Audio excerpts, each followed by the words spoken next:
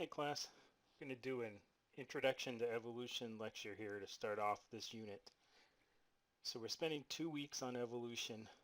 This week we're dealing with Introduction to Evolution, a little bit of history of evolutionary thought, that kind of thing.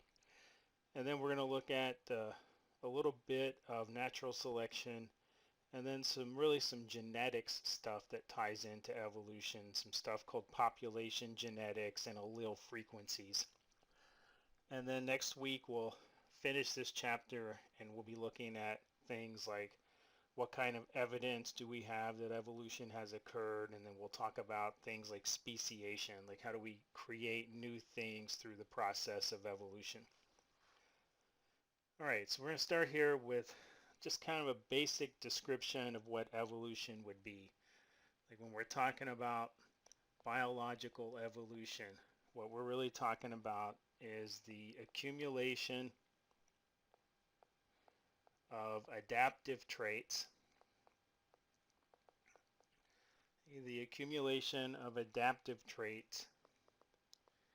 in a population.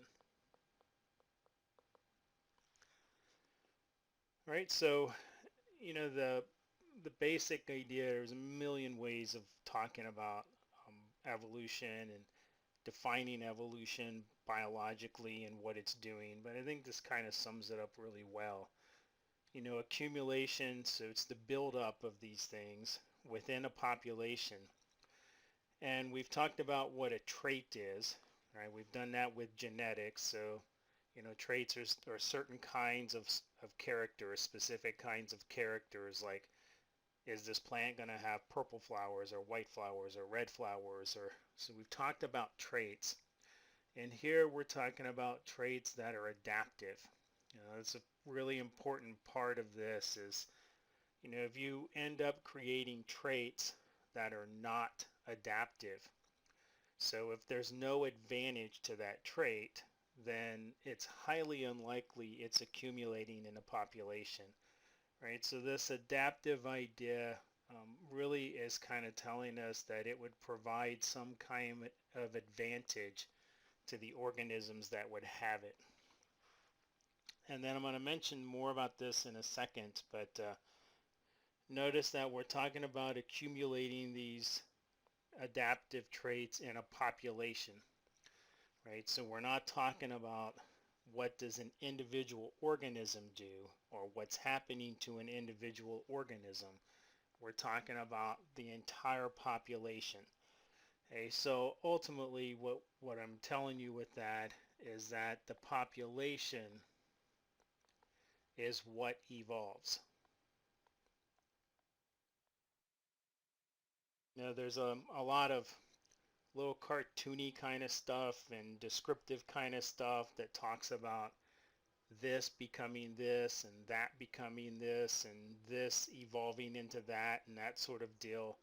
And a lot of that stuff implies that you're looking at a specific transition, right? A lot of that implies that if you have one individual of type A, that literally that one individual can evolve into one individual of type B.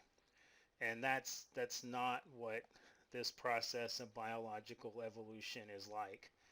All right, so we're not dealing with what's going on at an individual organism level. We have to be looking at populations as a whole. All right, so populations accumulating these adaptive traits. All right, so evolution as a process does not have foresight.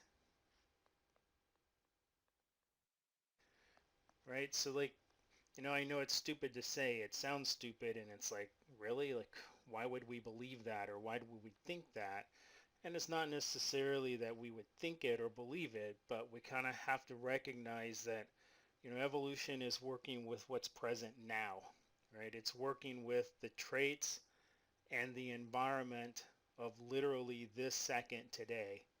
So there's no way for natural selection and evolution, basically what I'm telling you is there's no way it can tell the future, right? Like it can't prepare an organism's population for something that hasn't happened yet. So that was early on, that was one of the common sticking points with people who did not want to accept evolution as a theory was, well, if all this stuff is changing, then why doesn't it go ahead and change and make it the best it can, and then it's done, right? It's literally the best it can be already. Okay, so we can't do that, right? Natural selection, evolution can't predict what's happening in the future. So there is no foresight. It's working with what it has right now with traits and environment. Okay, evolution requires genetic variation.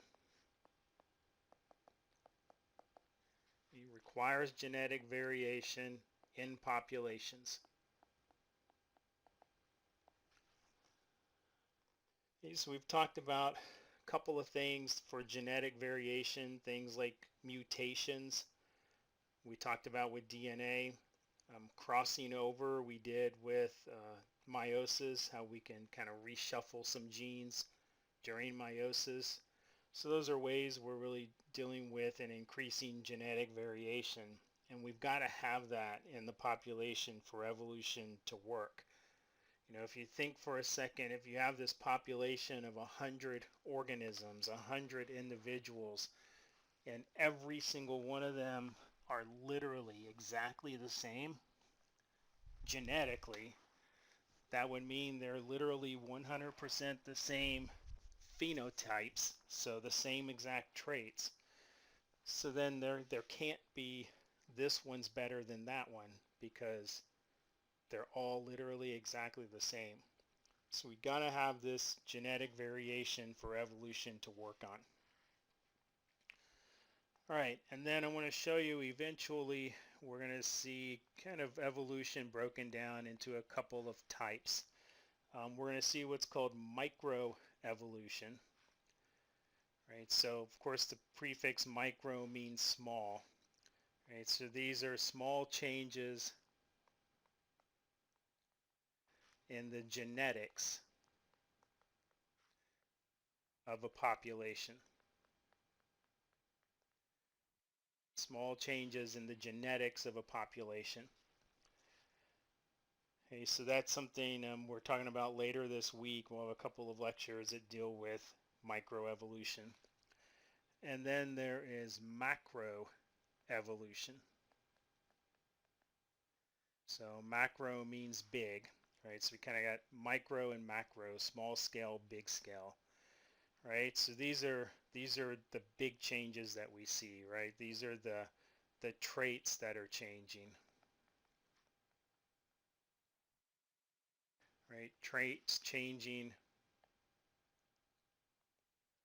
generation to generation. So macroevolution, the easy way of thinking about that is think about fossils, right? Like maybe you watch something on Discovery Channel where they say, hey, look at all these fossils we have of bird evolution in China. There's a ton of new fossil evidence there for bird evolution. And they show you this picture that'll have, here's this fossil, and then here's the one that came next, and here's the one that came next. And there's visual phenotypic trait differences, right?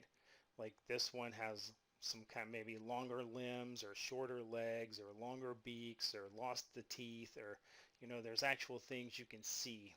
That's macroevolution. So we kind of start with microevolution, making those changes at the genetic level in the population, and then they don't always have to, but sometimes those will lead to macroevolution where we see those big phenotypic changes.